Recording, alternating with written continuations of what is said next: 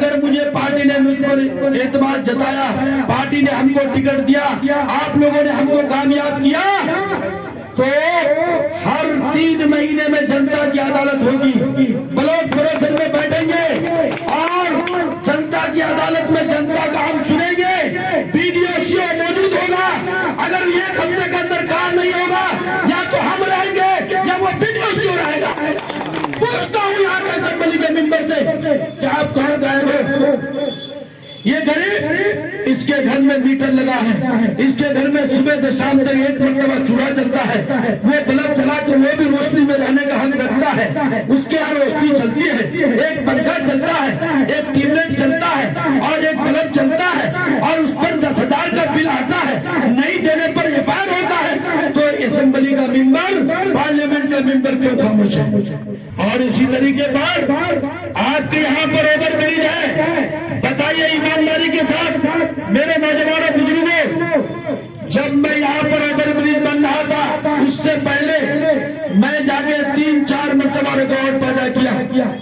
अंतिम में हमारे साथ थाना प्रभारी ने बदतमीजी करना शुरू किया। हमने हम हिम्मत में, हौसले में कहीं पीछे नहीं हटे, हमने मुकाबला किया, दारोगा का मुकाबला किया और डट कर मुकाबला किया।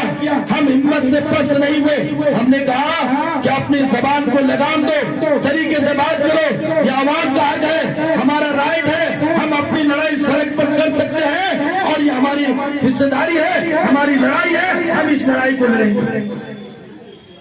और क्या हुआ? मेरा साथ कोई नहीं दिया, ना यहाँ का विधायक साथ दिया, ना सांसद साथ दिया। अगर वो साथ दिए होते, सब मेरे से कंधा मिलाकर, मैंने उन लोगों से कहा कि भाई तुम ही आगे बढ़ो, हम तुम्हारे साथ हैं, लेकिन कोई नहीं आया। आज इतना बड़ा समस्या बना हुआ है बंगा खली ताज बंगला चौक कि कोई आदमी 3 से 4 बजे हिम्मत नहीं होती है इधर से गुजरने के लिए। कोई मालिंगा के रोड से आता है, कोई 5 गाजी की तरफ से आता है, कोई चलीमिटा की तरफ से आता है। ये परेशानी है कि नहीं? याद रखिए, मैं हर बात के लिए वादा नहीं करता हूँ। मैं कुछ काम ऐसा है, अल्लाह के दीदार के अलावा दुनिया में तमाम काम मुमकिन है।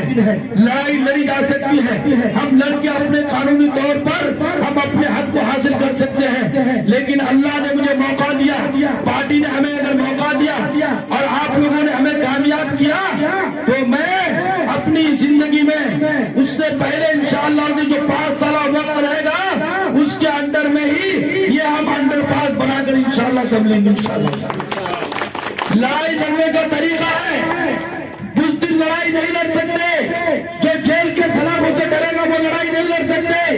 हम 2011 में पुलिस की बर्बरियत के खिलाफ हम दिगलपैट में लड़ाई लड़े, 58 दिन जेल के सलाखों में रहे, लेकिन पुलिस की लाठी जेल के सलाखों ने मेरे इरादे को तजब्जुब नहीं कर सका। 2017 में जब सैलाब आया था, हमारे प्रखंड के तकरीबन 2000 लोगों के नाम को जो जीआर राशि में शामिल करना था, वंचित कर दिया था। हमने अपने प्रखंड के तमाम नौजवानों को लेकर प्रखंड मुख्यालय में हम गए और वीडियो सीओ अपने नाकामी को छुपाने के लिए ब्लॉक से फरार हो गया था और हमें फंसाने के लिए अपनी गाड़ी को तोड़कर आग लगाकर मेरे नाम से एफआईआर किया। हम 18 दिन जेल के सलाखों में रहे, हम जब भी घबराने का काम नहीं किए, हम अब भी उस वक्त से लेकर आज तक हम लड़ाई लड़ने का काम करते हैं। इसलिए मेरे साथियों, ये कोई आसान नहीं है। जो दारोगा से लड़ जाए, वीडियो सीओ से लड़े, वही लड़ सकता है जिसको लालच नहीं होगी। मुझे आज भी कुर्सी की लालच नहीं है।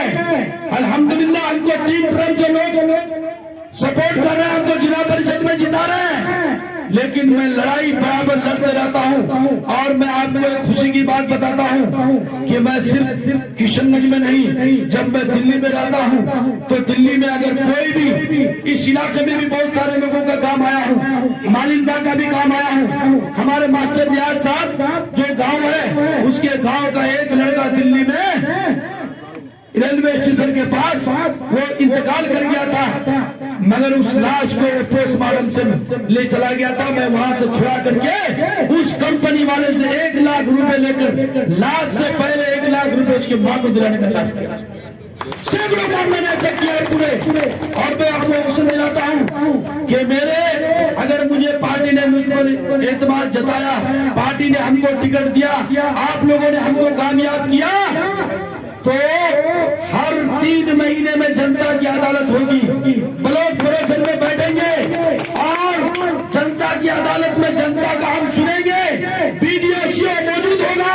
अगर 1 हफ्ते के अंदर काम नहीं होगा, या तो हम रहेंगे या वो बीडीओ रहेगा, 2 में से 1 होगा।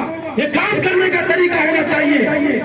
इसलिए मैं आप लोगों से कहना चाहता हूं कि आप लोगों को ऐसे बेबाक और निर्दय आदमी को मुंतखब करना पड़ेगा। अफसोस की बात है कि हमारे लोगों को लूटता जा रहा है। आज क्या हो रहा है आपके यहाँ देख लीजिए, बिल आना चाहिए 300 रुपए या 150-200 रुपए, बिल आता है 500-1000 रुपए। अगर 2 महीना आपने बिल जमा नहीं किया तो आपके घर में 10,000 का बिल आता है। आपने बिल जमा नहीं किया तो आपके कनेक्शन को काट दिया जाता है, आप पर एफआईआर किया जाता है। मैं पूछता हूँ यहाँ के असेंबली के मेंबर से कि आप कहाँ गायब हो? ये गरीब, इसके घर में मीटर लगा है, इसके घर में सुबह से शाम तक 1 मरतबा चूल्हा जलता है, वो बल्ब चला के वो भी रोशनी में रहने का हक रखता है। उसके यहाँ रोशनी चलती है, एक पंखा चलता है, एक ट्यूबलाइट चलता है और एक बल्ब चलता है, और उस पर 10,000 का बिल आता है। नहीं देने पर एफआईआर होता है। तो असेंबली का मेंबर, पार्लियामेंट का मेंबर क्यों खामोश है? कब काम आएगा?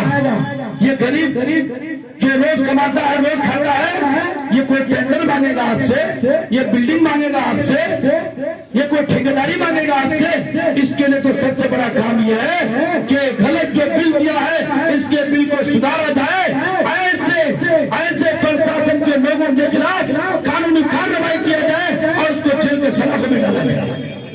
इसलिए मेरे साथियों, बहुत सारी बातें हैं मेरे दिल में, एक साथ तो सारी बातें नहीं कही जा सकती है, लेकिन मैं बताना चाहता हूँ बेशुमार